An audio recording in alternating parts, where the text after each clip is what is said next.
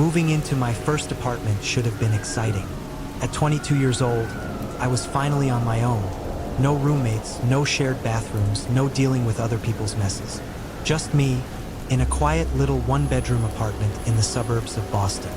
It wasn't perfect. The walls were thin, the floors creaked, and the heating barely worked. But the rent was cheap, and that was all that mattered. The building itself was old, wedged between two larger complexes at the end of a narrow alleyway. It felt secluded, oddly isolated, despite being in the city. The alley behind the apartment led to a small back door, one I didn't think much about at first. The landlord, Mr. Callahan, was an older man with a face that looked like it had seen more than it wanted to. His deep wrinkles and tired eyes gave him the look of someone who had lived through one too many bad winters. As he handed me the keys, he hesitated for just a second too long, his fingers gripping the metal a little too tightly. "One thing," he muttered, "that back door in the kitchen, don't open it at night, especially when it rains." I frowned, shifting the keys in my palm. "Why?" He didn't answer right away.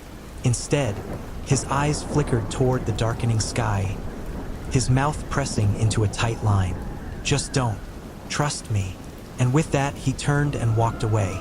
I stood there, watching his hunched figure disappear around the corner. It was an odd thing to say, but I didn't dwell on it. Maybe the door was old and warped from the weather, or maybe Callahan was just one of those superstitious old guys who believed in urban legends. Either way, it wasn't my problem. I spent the rest of the evening unpacking, settling into my new place as the first drops of rain began tapping against the window. By the time night fell, the drizzle had turned into a steady downpour, the sound filling the apartment with a rhythmic, almost soothing pattern. I locked the back door before heading to bed, barely even thinking about the landlord's warning. But somewhere in the back of my mind, it lingered, a quiet, uneasy whisper. And before the night was over, I'd wish I had listened. The rain hadn't stopped. It had been coming down for hours, a steady rhythm against the windows, the kind of sound that usually made it easier to sleep. But that night, something felt different. I wasn't sure what had woken me.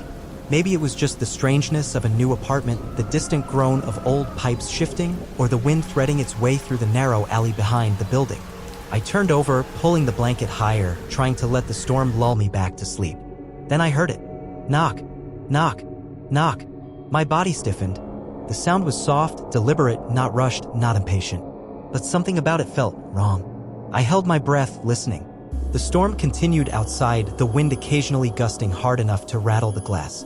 But the knocking was unmistakable. And it wasn't coming from the front door. It was coming from the back door in the kitchen, the one Callahan had warned me about. For a long moment, I just lay there frozen. My mind raced, trying to rationalize it. Maybe something had gotten caught in the wind. Maybe a tree branch had scraped against the building. Maybe. Knock, knock, knock. Same pattern. Same slow, measured pace. I swallowed, my throat dry. I had checked the door before bed. It was locked, wasn't it? Slowly, cautiously, I pushed back the blankets and swung my legs over the edge of the bed. The hardwood floor was cold beneath my feet as I crept toward the kitchen. The air inside felt heavier, thick with something I couldn't name. Then, just as I reached the doorway, I stopped. The floor was wet. A thin puddle stretched from the back door to the middle of the kitchen floor. Not a leak, the ceiling was dry. No sign of anything that could have caused it. It was as if something had been standing there. My breath came shallow, my pulse thudding against my ribs. The lock was still in place. The door hadn't moved. Then, knock, knock, knock. Closer this time. I clenched my fists, my fingers numb from the cold. I should have turned back. I should have left it alone. But instead, I stepped forward. My hand hovered over the peephole. Don't look. The thought rose unbidden like a whisper in the back of my mind. But I ignored it. I pressed my eye to the glass.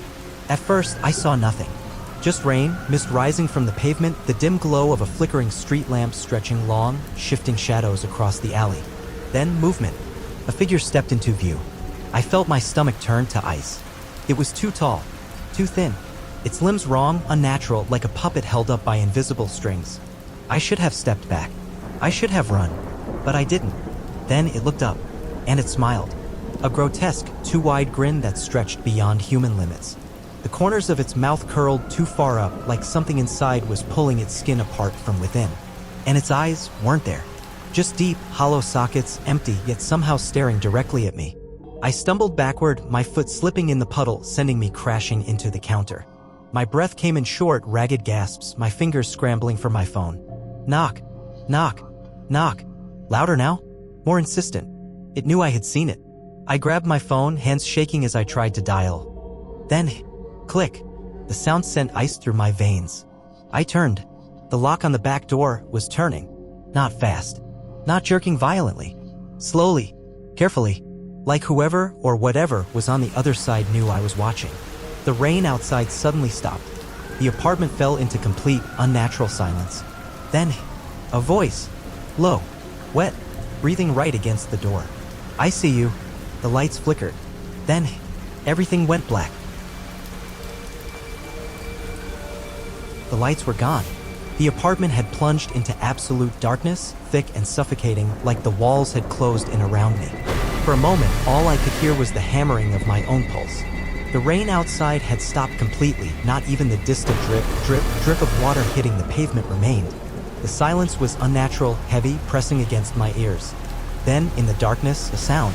Tap. A single, deliberate step on the kitchen floor. Then another. Tap. It was inside. The air in the room changed. It felt colder, damp, as if the storm had somehow seeped through the walls. I could feel something there, a presence, watching me, waiting. I pressed my back against the counter, my phone still clutched in my shaking hands. I tried to move, to run, but my legs felt locked in place. A whisper broke the silence. You left the door open. No, I hadn't. Had I? I forced myself to move, my trembling fingers fumbling to turn my phone screen on. The dim glow of the display cast a weak light over the kitchen. The back door was open. The lock had turned. The door had swung inward, just slightly, revealing a sliver of the black void beyond. The air was thick with the scent of wet earth and something else, something foul and rotting. I swallowed the rising panic, my throat dry as sandpaper. I had to move. I had to get the hell out of there. But then, a shadow shifted. Just past the doorway, in the darkness of the alley, something moved. Slow. Deliberate. A figure crouched unnaturally low, its limbs folded wrong, its body pressing against the floor like a predatory animal. I barely had time to process the shape before it lunged. I threw myself backward just as the door slammed open, the sound reverberating through the apartment like a shotgun blast. My phone flew from my hands, clattering against the floor as I scrambled away on all fours, my body moving before my brain could process what was happening. Footsteps. Heavy. Wet. Inside the apartment. I crawled toward the living room, my fingers slipping on the hardwood floor, my breath coming in ragged gasps. I reached for the couch, using it to pull myself up just as the lights flickered violently, on and off, faster and faster, like the apartment itself was convulsing. In one of those flashes, I saw it, standing in the kitchen. The same figure from before, but now I could see it clearly. Its limbs were too long, its fingers stretched unnaturally, each tipped with what looked like sharpened bone. Its skin was pale, slick with moisture, like it had been left in the rain for too long. And that smile. That horrible, gaping grin stretching so wide that the corners of its mouth nearly touched its ears. But the worst part? It was closer than before. It wasn't just standing at the door anymore. It had moved toward me. The lights flickered again, and it was even closer. Then again, closer still. I couldn't move. I couldn't breathe. It wasn't just stepping forward. It was skipping through time. Every flicker of the lights brought it closer and closer, inching toward me like a glitch in reality itself. I did the only thing I could think of. I grabbed the closest thing, a heavy glass lamp, and hurled it as hard as I could. The light shattered, exploding into shards of glass. The room went completely dark again. And then, silence. No footsteps. No whispers. Just the heavy, suffocating quiet. I stayed frozen in place, my entire body trembling. The darkness was absolute. I couldn't even see my own hands in front of me. Then a slow breath. Right? Behind. Me. I spun around, but there was nothing. I was alone. Or so I thought. Then my phone buzzed from the floor. The sound nearly made me jump out of my skin.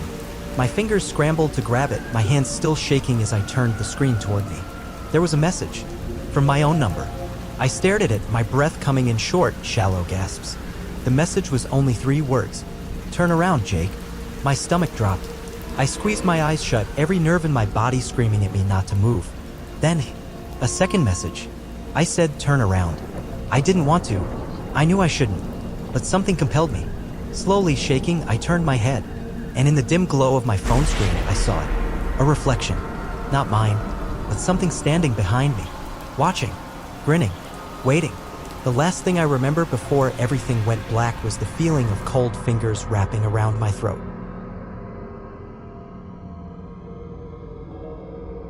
I woke up gasping for air. The first thing I registered was the pain. A deep, aching pressure around my throat, like fingers had been wrapped around it for too long. My lungs burned, my body trembled, and for a few horrifying moments, I had no idea where I was. Then my vision adjusted to the dim light and I realized I was still in my apartment, but something was wrong. The furniture was off, shifted slightly like someone had moved everything just an inch out of place. The air smelled damp, thick with the scent of wet earth and something else, something foul. I reached for my phone, my fingers shaking as I lifted it. 3:05 a.m., the same time as before. I swallowed hard. My throat felt raw, tender, like I had been screaming, but I couldn't remember. Had I blacked out? Had I dreamed everything? No, it wasn't a dream. I knew it the moment I looked toward the back door.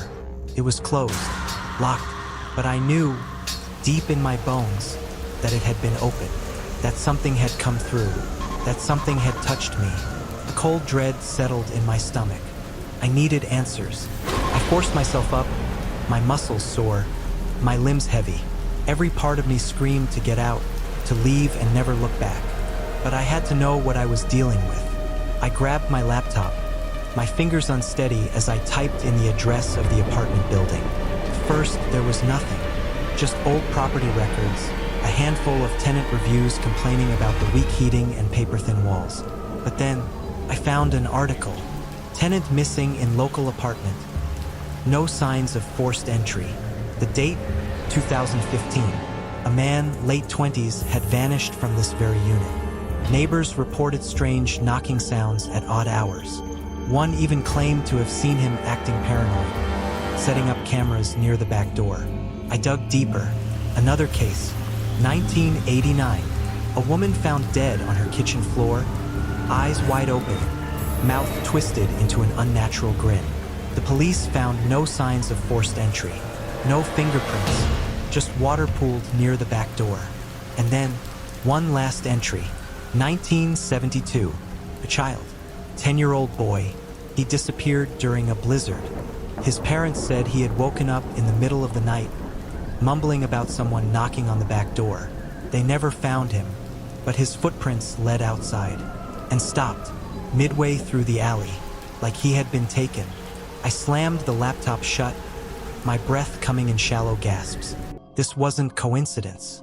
This thing, whatever it was, had been here before, had been waiting, and now it had come for me. The air in the apartment grew thick, suffocating. I could feel something shifting in the shadows, just out of sight. Then, knock, knock, knock. My heart stopped. The back door. It wasn't over. It was never over. Knock, knock, knock. The sound echoed through the apartment, slow, deliberate, a summons, not a request. I felt my blood turn to ice. I knew what was waiting on the other side. I had seen it. And yet, some sickening force in the air compelled me forward.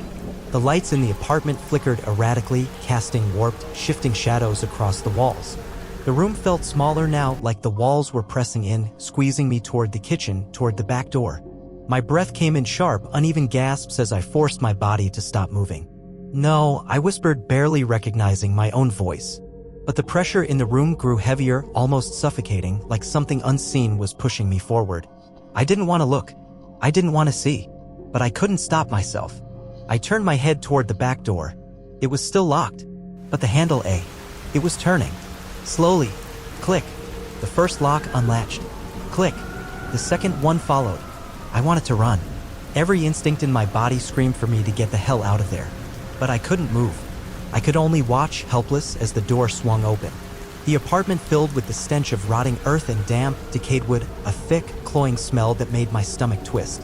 The air beyond the threshold was wrong, like a void had opened up where the alley used to be. And then, It stepped inside. A twisted silhouette, tall and unnatural, its elongated frame dripping wet, leaving dark, slick footprints in its wake. Its grin was wider than before, as if it had been waiting for this moment. It stood there, motionless, watching me. Then, it moved. Not by stepping forward, not by shifting like something human. It flickered. 1 second it was by the door. The next, halfway across the kitchen. Then closer. Too close. I staggered back, my legs finally obeying me, my heart hammering so violently I thought my ribs might crack. My eyes darted around the room, searching for anything, a weapon, an exit, a chance to escape. But there was nowhere to go. And then, my phone vibrated in my hand. The screen lit up with a single new message. From my own number. Don't run. It makes it worse. I barely had time to react before. The lights went out. Total blackness. The air turned frigid, a damp chill seeping through my skin into my bones. I felt it before I saw it. The heavy presence towering over me. The wet sound of something shifting, stretching, unfolding. And then, a whisper. Low. Close. Right against my ear. You left the door open, Jake. My body convulsed with fear, my breath hitched in my throat. I wanted to scream, to fight, to do anything. But I couldn't, because something cold wrapped around my wrist. And then, I was dragged into the dark. Blackness swallowed me whole. I couldn't scream. I couldn't fight. The thing, whatever it was, had me in its grip, its freezing fingers coiled around my wrist like iron shackles. My skin burned with a cold so deep it felt like it was burrowing beneath the flesh. And then I was moving. Not walking. Not running. Being pulled. Dragged through the dark. Through the apartment. Through something else entirely. I clawed at the air, my body thrashing, but it was useless. The world around me felt warped, stretching, twisting. The more I struggled, the less real everything felt, as if I was slipping through the cracks of reality itself. Then, just as suddenly as it started, it stopped. I was dropped. I hit the ground, gasping, my fingers digging into something cold and wet. I scrambled up, blinking in the suffocating darkness. My apartment was gone. I was outside, but not in the alley. Not anywhere I recognized. The air was thick with fog, rolling in dense waves, distorting everything. The sky above me was an endless stretch of black nothingness, no stars, no moon. Just emptiness. And then, through the mist, the knocking. Soft, measured, coming from somewhere behind me. I turned slowly, my breath catching in my throat. There was a door. Not my apartment door. Not the back door I had feared. This one was old, wooden, warped with age. It stood alone, without walls, leading to nothing. And yet, something was knocking from the other side. Knock, knock, knock. A slow, sickening realization crept over me. I wasn't the first one here. I wasn't the first one to be taken. And I wouldn't be the last. The knocking grew louder, more insistent. The door shuddered, though it groaning under the force. I took a step back, then another. My heart was hammering, my mind screaming for a way out. Then, my phone vibrated in my pocket. I grabbed it with trembling hands, the screen glowing dimly through the fog. A message. From my own number. Run. I didn't hesitate. I turned and ran into the mist, my breath ragged, my feet sinking into the damp ground beneath me. I didn't know where I was going, didn't know if there was even a way out. But I knew one thing. I couldn't let that door open. And neither should you. So if you ever hear knocking in the middle of the night, don't answer it. And whatever you do, don't leave the door open. Because once it gets in, there's no way out. The screen cuts to black. A faint knock echoes in the silence. Then static. What happened to Jake? Did he escape? Or is he still running? Trapped on the other side? Some doors are meant to stay closed. Some warnings shouldn't be ignored. And sometimes the things we fear in the dark are real. If you hear a knock at night, what will you do? Let me know in the comments. And remember, some doors are better left unopened.